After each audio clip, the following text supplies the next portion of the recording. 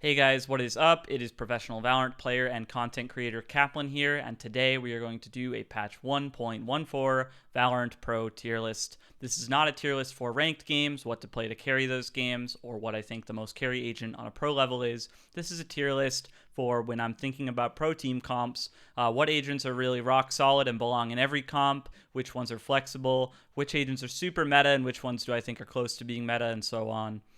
It'll help you if you're playing scrims, playing tournaments with your teams, or if you just want to understand the game more when you watch upcoming tournaments. I think it'll really be useful for you. It's kind of the way I look at the game when I build comps for teams I play on and when I think about comps for teams I play against. So I want to do one for each patch at the start of the patch and then one at the end of the patch, kind of seeing where I guess right and wrong. Yoru's coming out pretty soon, and I want to just do a fun tier list, just guessing right when he comes out. So I figured let's do one final tier list of kind of where the meta is at the end of 2020 and before we get this big new patch, probably in the next few days, honestly. So for S tier, I'm going to start with Sova. And for this, I'm going to kind of run down the big reasons why I think each agent is in the tier they're in and where I'm putting them. If I ran down every ability, this video would take forever.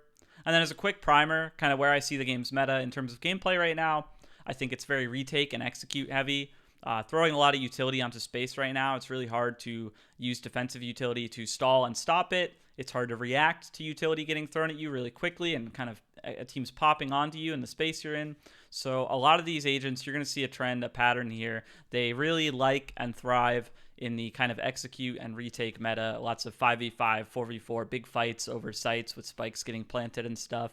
And Sova kind of loves that. So his recon dart is great at a million different things. It's great in slow games, in defaults, kind of to gather information. But it's great on the retake, and it's great on the execute. It's a really key part of both of those situations. It's really a great free ability. His drone has always been an extremely powerful ability. It's probably the best anti-op ability in the game. And when teams start to play really retake heavy, you want to be able to take the site without investing much utility. Droning into a site and discovering they're playing retake and kind of walking into the site behind the drone, not having to drop a bunch of smokes and flashes, is a really big part of the meta right now. So he really drives that part about it. Shock Dart's always been a pretty good ability. It deals with Killjoy and Cypher utility well. It does a lot of damage on pistol rounds, and it's an excellent part of your post plant where you're denying people defusing the spike. And I actually think his ultimate, most importantly, is the best ultimate in the game. Why? Because even if you whiff it, you're at least getting information that nobody's there and you're denying space. It's amazing on execute. It's amazing on retake. It's amazing to stop and execute. And it's amazing in the post plant to deny a retake and deny a defuse. So you're seeing the pattern there, right? His utility is really excellent in all these common situations that are really the driving parts of the meta right now. And his ultimate can get a lot of kills. You can find picks with it. You can pretty much always find a reason to use it on any round. It's easy to get value out of, and it doesn't require setup. So while I don't think Sova is a carry agent on a pro level, if you have an excellent professional player playing Sova and getting a lot of kills, they're getting a lot of ults, and they're using those ults really well, you actually can see really carry Sovas kind of steal pro matches. So there's another reason that, Sova gets to be in the S tier for me. The other S tier agent here is going to be Omen. Obviously, smokes are a super important part of a team comp right now. You need them. Omen's smokes are large. They are free. They come back off a cooldown, so you get to use a lot of them in one round. I won't really get into his ult and his Shrouded Step abilities because I don't think those are a key part of why he's S tier. The other reason he's S tier is because Paranoia is, without a doubt, the strongest non-ultimate ability in the game right now. It's really hard to dodge. It's really easy to get value out of. It can pop space really well. You just paranoia into space, and anyone playing in that space is pretty screwed.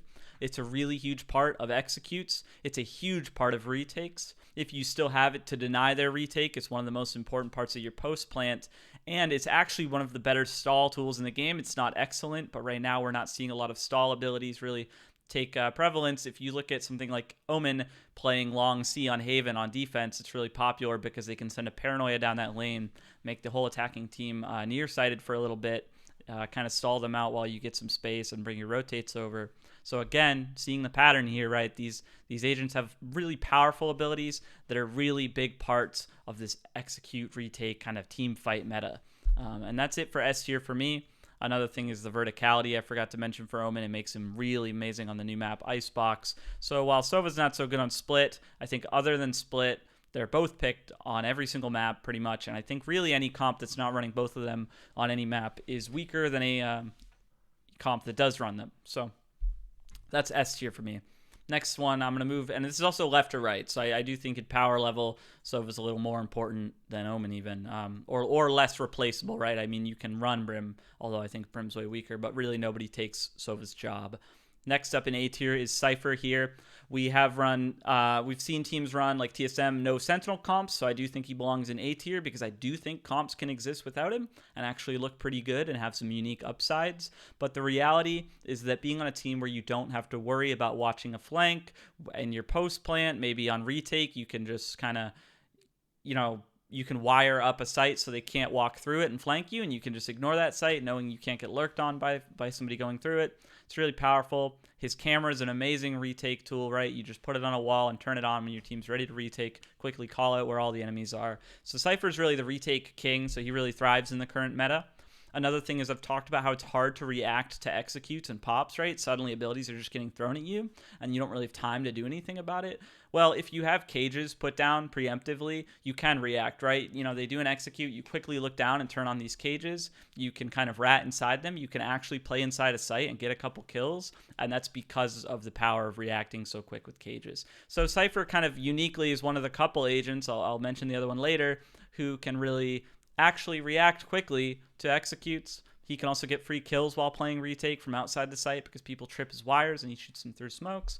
So he really likes that meta. And then on attack, we see the power level of him lurking, right? You can get information. He's the only sentinel with smokes. So while we're in this really execute heavy meta, you have a lot of these ciphers like Steel on 100 Thieves lurking really late in these post plants and kind of coming back and reflanking and backstabbing the defending team as they retake. Really powerful stuff. Cypher's in a great place right now, as well as the fact that Killjoy really can't compare with being able to watch flanks because of the range nerf, so that keeps Cypher up in the A tier because I think he does his job much better than her. The next agent I'm going to put in the A tier here is Jett. I don't feel a need to talk about the power level of Dash. It's been around and it hasn't gone anywhere, and we all still know that Jett opping is very powerful, although we see it less often because the op got nerfed on attack with the jump peaking and because the op costs much more. But right now we're in a meta where retaking and executing, it's all about these big kind of one motion go pop into a space. We're finding that Jett throwing a smoke, dashing in, it just creates a ton of space. It's really hard for an enemy team to multi-kill when they have to deal with a Jett dashing, messing around in smoke, and then they think, should I look at the Jett or the other agents coming in? You can really outplay a team with the right spacing and timing here. Her daggers are an amazing ultimate. They're really good for your team's economy, and their ceiling of what they can do in terms of clutching around is huge. They can get a lot of information and picks with the double updraft dagger plays, as well as the fact that I actually think her smoke is one of the most underrated abilities in the game. I think it's one of the best abilities that isn't an ult in the game. Just like the Cypher Cyber Cage, you can immediately throw it down to react to a situation. So if you get executed on, you can just throw a smoke at your feet immediately to stay alive and stay safe. You can throw multiple smokes really quick. You can throw them at teammates. You can throw them across sites. You can throw them around corners. You can make one-ways with them by sticking them to really the top of any doorway very easily. You can throw them on a recon dart to deny that recon dart. You get the idea. I think it's a really powerful and slept-on ability. So she's in a great place right now. The next agent for me is Raze. She's a bit of a weaker Jett in terms of that kind of creating space on attack, right? She can satchel in, and it doesn't quite have the same effect as smoking and dashing into a smoke on an execute. But either way, she ends up kind of deleting tripwires in the same way with her satchels, and she flies in the air, makes a bunch of space. So she's kind of a budget Jett there. But what I really like about Raze is she's the queen of flexibility. When a game does end up slowing down, they do still slow down, even though the meta is very fast. She really likes that because on these defaults, these spread out situations like Ascent where people are fighting for A and B main, kind of contesting map control, playing the game more traditionally like a Counter-Strike game, she really likes that because her Roomba is really excellent at taking space and finding information in that way, as well as her nade if need be. And another thing I like about her a lot is we're talking about the rarity of stall and actually stopping executes. Well, her nade can really do that, right? If you throw a well-timed nade as a team's executing, they end up in a situation where maybe their duelists that we're shoving in are in the site, but their support players are split off. They can't run through the grenade, and they kind of have this problem, and you can kind of punish executes in a way that's really hard to do otherwise without a Raze. And she's pretty good in post plant and retake too, right? You can nade out corners or nade the bomb as they try to defuse it. So she's kind of the queen of flexibility. And then something else I'll mention is that while she's not amazing on certain maps, in my opinion, like Haven and Ascent, I think she's very pickable for the reasons I've mentioned. And on maps like Bind and Split, she's just the queen of the map, one of the best picks on the map because it's just the way it's structured and designed, the way the corners and angles are. So she definitely earns a spot in the upper A tier for me. And next up, I'm going to jump to Phoenix. And for me, Phoenix is extremely good. We're seeing more and more of him picked. I don't think he can create space like these two duelists, so I don't think he can earn one of their spots on a team. You do need that space creating on retake and execute. But he's kind of that good support duelist. His flashes, along with Skye flashes, are the only flashes that are true pop flashes when thrown perfectly, and you cannot turn from them. His molly is great for stalling executes, for retake, for post plant. Again, really good tools in those situations. His ultimate is the best duelist ultimate, and it's kind of a win condition, right? If you want to feel better about retaking and executing, well, if you have his ult, you can use it to do that. You can also use it to get information. So it checks a similar box as the Sova ult. It's an ult that's very powerful in the situations that are meta right now, but you can pretty much always use it and you don't need setup, so it's easy to get value out of. And on an agent like Phoenix, that's a big deal, right? Because you're just going to keep charging his ult so much because of just the type of agent he is and the fact that it's 6 points. And then his wall is useful sometimes. We're seeing people get a lot more creative with it. It's becoming a really key part of maps like Bind. And on the topic of Phoenix, he's pretty much a must-pick on Bind, so that really helps him sit in this middle A tier here. I think he's just a great pick, great kind of support duelist. He can do a lot on his own, but he can really do a lot to help the team with his utility. And then the next agent we'll jump into here is, I'm thinking a little bit, I'm going to put Reyna in the top of B tier here. It's hard for me. I think in practice with how scrappy the game's getting, she actually looks really good right now. Her her Leer is an amazing ability. It's you can just throw it up so many times on retake and execute. It's sort of a unique ability. It doesn't really substitute flashes, but it clears angles. It's kind of like a Sova dart. You get in a situation where you either have to stare at it blind and get cleared, or you have to shoot it and announce that you're in that kind of off angle or something. So it's really powerful for that. I think a big thing that keeps her in B tier for me and almost makes me want to put her in A tier is that I do think teams' pistol win percents are very high with Reyna, because if you're running a ghost or something and you get a kill, you full heal to 150, it's just terrifying to deal with. It is so good, and pistol rounds are important in Pro Valorant. So almost want to put her in A tier. She's really on the edge for me here between these two. My main issues with her are that her ultimate really isn't a win condition by any means, and it's just kind of pointless. And I think she's in a bit of an awkward place where she doesn't create space like Raze and Jett. And she's sort of best as like a third in kind of agent, second, third in. And she's really good at that when it works. You go in, you get heals off these trade kills, you dismiss to reposition, you really take the site or retake, you get down to those scrappy 2v3, 3v3. She really can clutch those out. I like that about her, but if you do lose your duelist that creates space early for a pick, at least with Phoenix you can run some kind of execute with Wall and Molly or his ultimate. She can't really do that. It can feel really shitty to be in a 4v5 where you missed out on having your Jett or Raze alive, and then your Reyna is kind of supposed to run in and make space. It can be really awkward. So I do think that in games that are disproportionate, where one team's much stronger than the other, or somebody's having a great game, she looks great. But in terms of what she brings to a team, we're thinking, basically who's picked, Phoenix or Reyna. I think Phoenix usually can edge over as the better pick, in my opinion. And I'm curious to see what happens with Yoru kind of contesting for that spot as well. But that's for another day. The next agent I'm going to put in B tier is Breach. People probably think I have Breach a little low. It's probably one of my 2 hot takes for the day. I am not a huge Breach fan. I understand that in other regions like, Korea Vision Strikers is doing these crazy things with Breach. He's amazing on Split as an asterisk to putting him in B tier. But other than that, I think he wants to be good, right? He's amazing in retake with his ult and his utility. He's so good at set play, but I actually don't think he's very good at executes, and that's the reason I'm putting him in B tier. He's great in retakes, so he does like this meta for that. But other than that, I think where he actually shines is contesting for space, right? When the game slows down, like we see on Split, where you're contesting for mid, he's really good at that. When you're contesting for these mains on Ascent, he's good at that.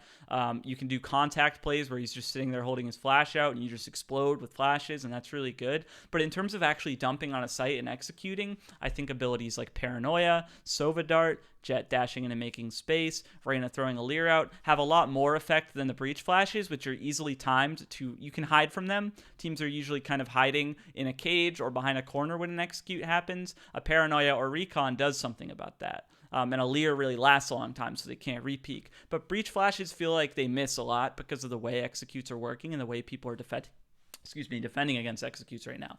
His strongest point on attack right now in this current fast meta is that he can stall out retakes by chucking flashes. But that really hinges on you getting the site in the first place, and he's fighting for a spot with one of these duelists if you're putting him in a comp, because he has no chance of competing with Sova. And so I kind of have an issue with him there. And then finally, this is for another video, another day. It's a big topic, but I just don't think he could do anything on his own. We're seeing a pattern here where these duelists have very good support utility. They can do a lot to set their team up, but they're really excellent individually and in clutches and making their own plays. Breach really sucks at doing that. If he ends up in a situation where he needs to make a play, where his duelist is dead, where he's in a weird situation, so he's in the playmaking spot, he really lacks the tools to do that. It's really awkward and difficult to peak with his own tools, in my opinion. So that's going to keep Breach at B for me. I just think in a perfect world, he's great, but with the way the game plays out, he ends up losing his value in a lot of rounds where things don't go according to plan.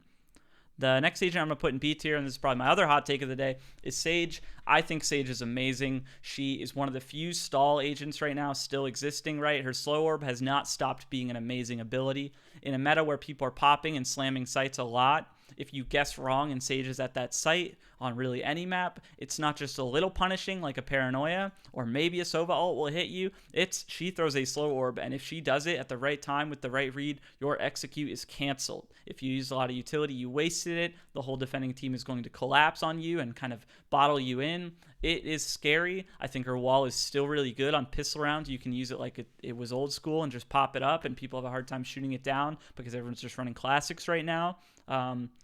I think that her wall lasts a really long time, so you can do things like on Icebox, wall the tube early round on defense, and people are forced to start there to shoot it before it's fresh up. And even then, if they're alone there, they have to respect the fact that if they start spraying the wall, Sage will peek over it. Maybe they'll double peek and punish you. So I think she's really good in that way. Her ult's kind of weird. I think it's awkwardly situational, and you don't want an ult that's only good when you have a dead teammate. That's kind of what I call like a lose less situation. It doesn't create a good situation out of nothing at the start of a round, but it's still really high in power level to just bring a teammate back to life. And her heal is pretty much garbage, but whatever. I still think she's really good. I think we're seeing her a lot more on Split. I think we could see her on maps like Bind, and I think with a couple nerfs or adjustments, we'd easily start seeing her even on more teams. She just, on more comps, on more maps. She just stops executes so well with that slow orb, and, that hasn't really gone anywhere even after its nerfs. And then the next, agent I'll put in B tier, I'm actually just going to jump right into C tier here and put Killjoy here. People might not like this. This is probably the third hot take of the day, but I think Killjoy is pretty terrible. I think Cypher is just so much better in every way. He can watch flanks from any range. He doesn't have that annoying range limit that she now has. Her real strong point for me over Cypher was the fact that you could watch flanks more effectively with something like a turret. It was hard to shock dart, and you could really ignore part of the map, like outside B on Ascent. But with the range issue, she really can't offer that anymore. I think her ult is extremely awkward on attack, and I think on defense, you can kind of read how teams will play when they have her ult because they want to play really hard retake, and good teams are starting to punish that and kind of read where Killjoys will play with their ult. Sova just hard counters her ult. People are getting really good at doing things like Raze nading the ult. People are learning set shock darts that will just crush the ult. She's just so countered, and her best part is her ult, and it's just really easy to counterplay it. Her mollies, people just run through them. Her kind of core design is that she wants to play for a site more than Cypher, but she really doesn't do a good job at it, and it's really hard to do right now. So I think Cypher's just the better fit for the meta. Really not a Killjoy fan. The one thing I will say about Killjoy is that a bad Cypher is pretty darn useless for a team. It's pretty hard to be a bad Killjoy. You're pretty much always having a decent minimum impact on her, so she's a safer pick when teams don't have their Cypher super figured out. So that is a plus side.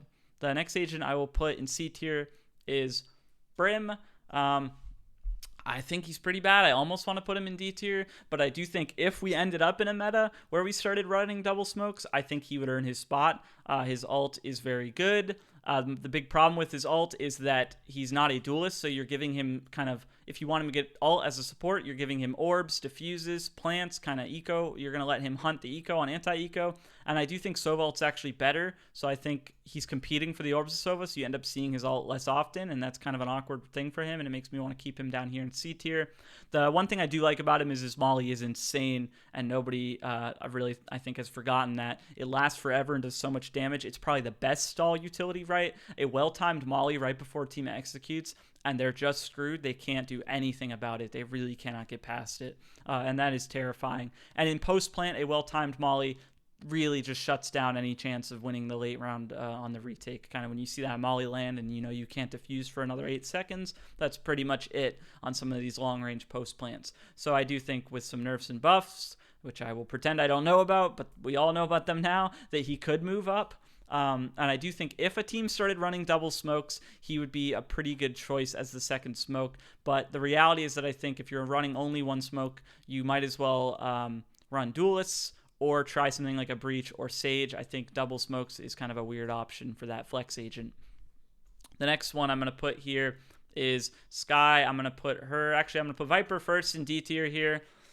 Viper for me is, I'm not a big fan of her. I understand people like her, and I don't think she's terrible. I want to clarify that by putting her in the D tier. It doesn't mean I think she's complete garbage. What I do think is that there's no reason to ever have her in a comp over another option. I don't think she can really ever fill that solo smokes role with her design. I think they need to really just rework her so she can do that. And if she's not filling the solo smokes role, you're giving her that 5th flex pick in a comp. And again, I have no idea why you wouldn't do that, or why you would do that instead of running an extra duelist, running breach, running sage, or even running Brim. I think she's weaker than Brim. Her walls come up and down with the really weird timing. Her ult is really awkward on any situation other than kind of playing a site on defense. I think even in post plant, on every map except split, Sova will just really screw you over if you put the ult down in post plant. Like, it feels like your whole team gets punished except for you.